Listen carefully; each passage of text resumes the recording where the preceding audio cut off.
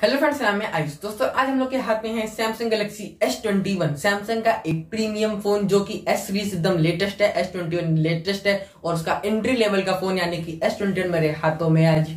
तो दोस्तों इसको मैं पूरे दिन हो गया, मैंने सुबह मिला था तब से मैं इसको टेस्ट कर रहा हूँ। जानते हैं मैं इसको कवर कर रहा हूँ कि जो 1 साल पुरानी प्रीमियम फोन है, कि आपको 2022 उसको कंसीडर करना है या नहीं। तो मैं काफी फोन कवर कर चुका हूँ और काफी फोन कवर करूंगा हूँ। तो दोस्तों प्लीज चैनल को सब्सक्राइब कर लेना अगर अभी तक नहीं किया, और वीडियो को लाइक करना अगर वीडियो अच्छा लगे। तो दोस्तों इसको आए हुए 1 साल होने वाला है, 14 जनवरी से इसको 1 साल हो जाएगा। 14 जनवरी 2021 को ये लॉन्च हुआ था और 2022 चल रहा है। तो दोस्तों हम लोग बात करेंगे क्या आपको उसको लेना चाहिए। तो सबसे लोग शुरू करते हैं इसकी डिजाइन, फील, कंफर्ट और फिजिकल अपीयरेंस के बारे में। तो दोस्तों इसकी जो डिजाइन है वो मेरे को काफी ज्यादा अच्छी लगती है। एक न्यू डिजाइन आई है, अभी तक ऐसी डिजाइन मार्केट में अवेलेबल नहीं थी। आप किसी का भी फोन ले लीजिए, सैमसंग का ही कोई उठा लीजिए, वीवो, ओप्पो, OnePlus, रियलमी, किसी ने भी अभी तक ऐसी डिजाइन नहीं दी थी जो सैमसंग ने अपनी S सीरीज S21 में ट्राई किया था। तो डिजाइन काफी अच्छी है। बात करते हैं कंफर्ट का, तो भाई कंफर्ट के लिए तो मत ही पूछो। 6.2 इंच की डिस्प्ले है, तो हाथ में आप आराम से देख सकते हैं। मैंने इसको पकड़ा हुआ है और एक हाथ से आप पूरा फोन चला सकते हैं, कोई भी दिक्कत नहीं है।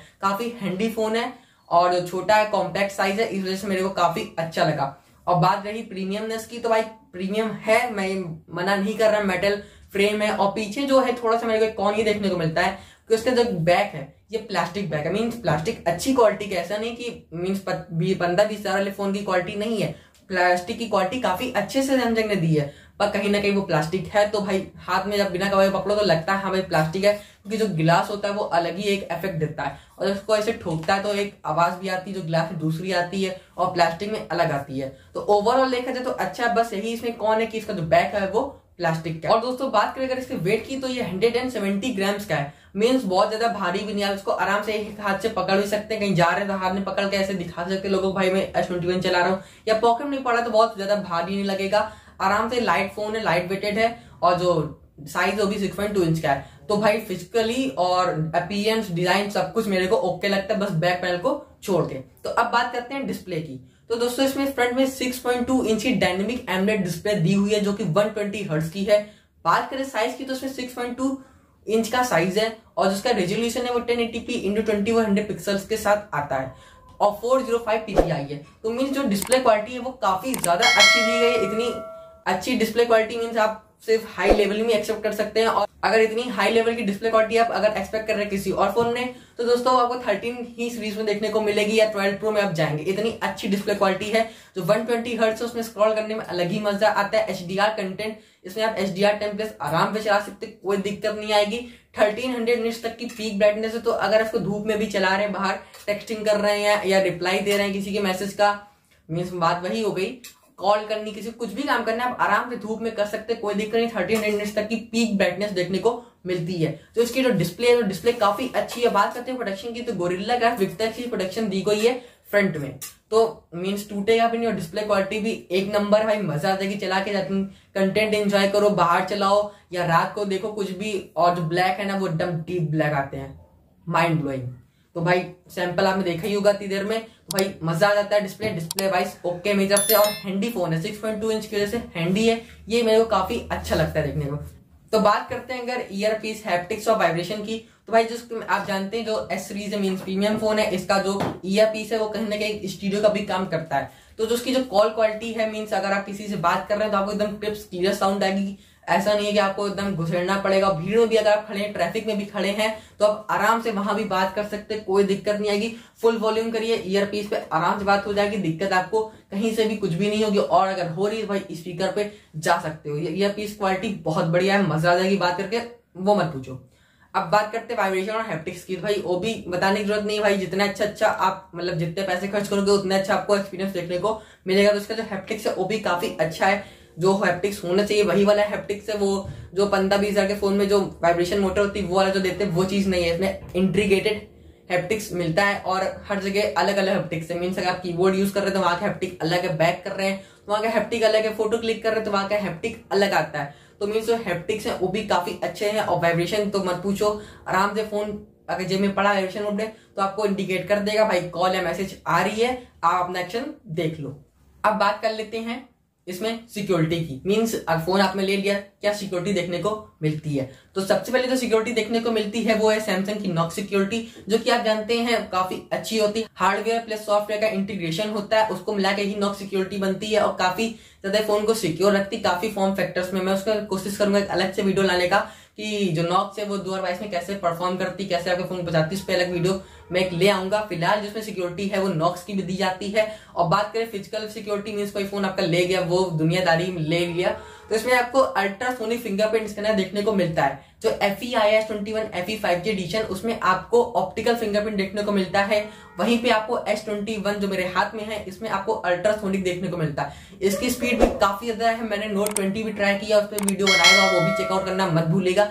Note 20 से भी ज्यादा मेरे को उसका जो फिंगरप्रिंट है एक्यूरेट लगता है और फास्ट लगता है, जबकि Note 20 अभी काफी फास्ट था और वो भी एक अल्ट्रासोनिक फिंगरप्रिंट था। बात करते हैं बाकी सिक्योरिटी की, जिसमें आपको फेस अनलॉक देखने को मिलता है, तो फेस देख के अनलॉक हो जाएगा, आपको पता होगा।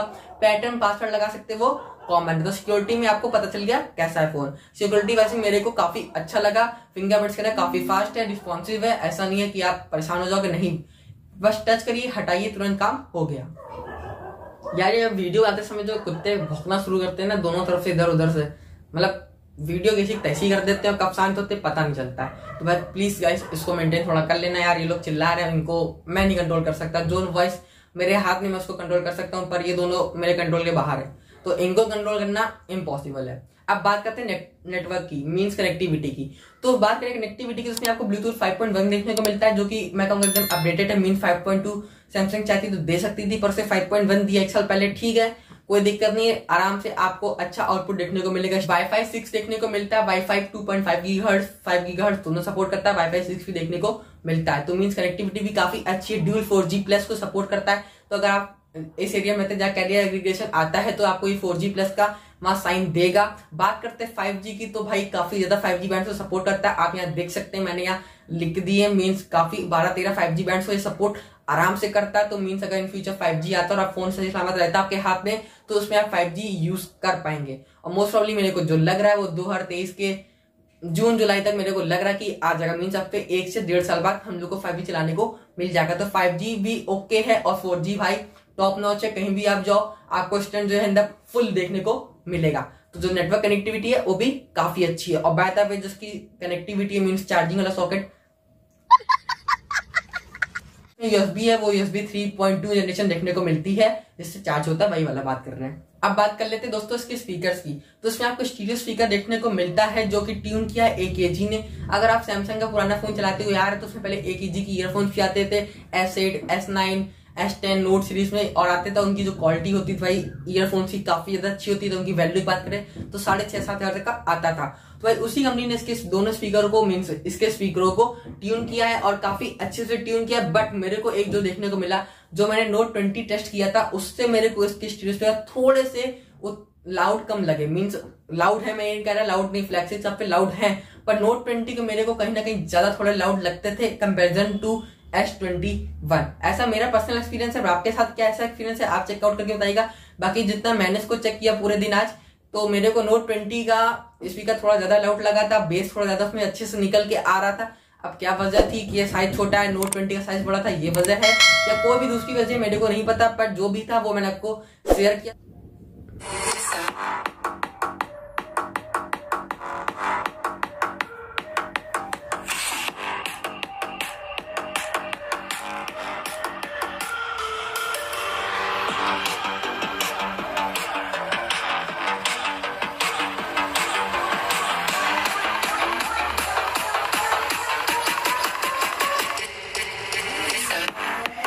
अब बात कर लेते हैं सैमसंग के प्रीमियम फोन की, जो किलिंग होता है, मींस जो किलर होता है, किलिंग नहीं।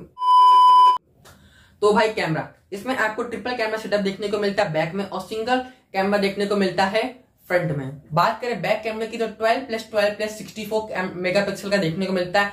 तो जो 64 मेगापिक्सल वाला है वो टेलीफोटो, और टेलीफोटो में पोर्ट्रेट शॉट निकालता है, वो काफी अच्छे पोर्ट्रेट शॉट आते हैं, जिनका पोर्ट्रेट मींस जो ब्लर होता है वो काफी अच्छा देखने को मिलता है। और इसमें आपको जो 64 मेगापिक्सल वाला है उसमें भी OIS देखने को मिलता है, और जो 12 मेगापिक्सल का सेंसर अल्ट्रा वाइड, उसमें भी आपको सॉरी जो मेन है उसमें भी आपको OIS देखने को मिलता है। तो मीन इसमें दो जो पीछे तीन सेंसर दिए उसमें से 2 सेंसर में OIS है, और जो चारों फोन मीन्स कैमरे हैं फ्रंट और बैक के मिला के वो सब EIS को भी सपोर्ट करते हैं। तो मीन्स काफी अच्छी स्टेबिलिटी देखने को मिलती है। वहीं बात करते हैं फ्रंट कैमरे की, तो आपको 10 मेगापिक्सल की सेल्फी कैमरा देखने को मिलता है जिसमें EIS सपोर्ट देखने को मिलता है। तो अगर आप फ्रंट कैमरे से ब्लॉगिंग कर रहे हैं कुछ भी कर रहे हैं तो आपको EIS देखने को मिलता है। EIS यानी कि इलेक्ट्रॉनिक इमेज स्टेबिलिटी देखने को मिलता है, जो कि सॉफ्टवेयर एक काम कर रहा होता है।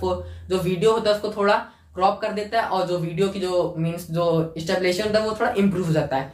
तो दोस्तों बात करते हैं कैमरा क्वालिटी की, भाई काफी अच्छी देखनी थी। आप सैंपल्स देख सकते हैं, इसमें आपको 3x 5x 10x तक जा सकते हैं, मीन्स 30 तक जाता है पर 10x तक क्वालिटी रहती है। और जो 3x तक है वो ऑप्टिकल जूम है, मीन्स अगर आप करेंगे जूम 3x तक तो आपकी क्वालिटी जो है फोटो की वो मेंटेन रहेगी। और बात करते हैं वीडियो रिकॉर्डिंग की, तो इसमें आप 8K HDR 24 FPS तक बैक रिकॉर्डिंग कर सकते हैं।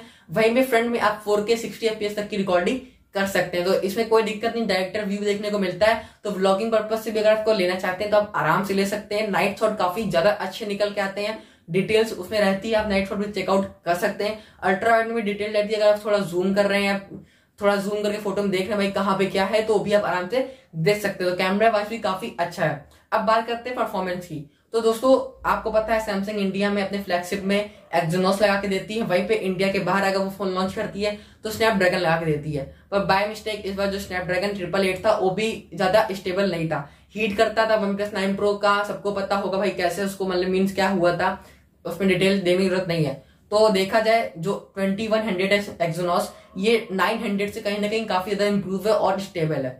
तो 2100 देके इतना बुरा काम नहीं किया, पर हाँ भाई इतना महंगा फोन लेके जो मेरे को लगता है 50,000 60,000 रुपए खर्च करने जा रहा है वो पहले तो गेमिंग नहीं करेगा, और अगर गेमिंग करना भी चाहता है तो भाई फिर वो दूसरे फोन देख सकता है 50-60,000 में से भी कम में उसको गेमिंग फोन देखने को मिल जाएंगे, ROG वगैरह आते हैं। बट ये कहीं ना कहीं गेमिंग के लिए नहीं है, मीन्स सैमसंग जो आप चला रहे हैं इसको एक्सपीरियंस पर्पज से चलाइए, कैमरा क्वालिटी देखिए, UI देखिए और बाकी चीज देखिए, पर इसको गेमिंग पर्पज से आप नहीं लीजिएगा। ये मेरा आपको एक रिकमेंडेशन है, मीन्स ना S21 S21 Plus अल्ट्रा कोई भी आप गेमिंग के लिए मत लीजिएगा, और कोई भी आप ले लीजिए S20 FE 5G अगर आप लेते हैं तो उसमें आप गेमिंग कर सकते हो, स्नैपड्रैगन देखने को मिलता है। बट अगर आप S21 सीरीज ले रहे हैं इसमें एक्सोनोस है तो मैं आपको रिकमेंड नहीं करूंगा gaming test. By the way इसका गेमिंग टेस्ट आएगा तो आप तक का तभी मन कर रहा था उसका गेमिंग टेस्ट चेकआउट कर लीजिएगा, तो आपको इन्फॉर्मेशन मिल जाएगी मैं क्यों मना कर रहा था, वहां पे आपको ज्यादा अच्छे से पता चल जाएगा। बात करते हैं स्टोरेज की, तो उसमें 8GB LPDDR5 स्टोरेज देखने को मिलती है, LPDDR5 है तो काफी अच्छी बात है। और बात करते हैं स्टोरेज टाइप की, तो UFS 3.1 देखने को मिलती है, 128GB 256GB आप पे डिपेंड करता है आपको कौन स्टोरेज चाहिए, एक्सपेंड नहीं होती है। तो 128 अगर ली तो 128 रहेगी, 256 लिया तो 256 रहेगा, रैम 8GB रहेगी दोनों वेरिएंट के साथ। अब बात करते हैं बैटरी की, तो यहाँ भी मेरे को छोटा सा कौन देखने को मिलता है, बैटरी इसमें सिर्फ 4000 mAh की देखने को मिलती है।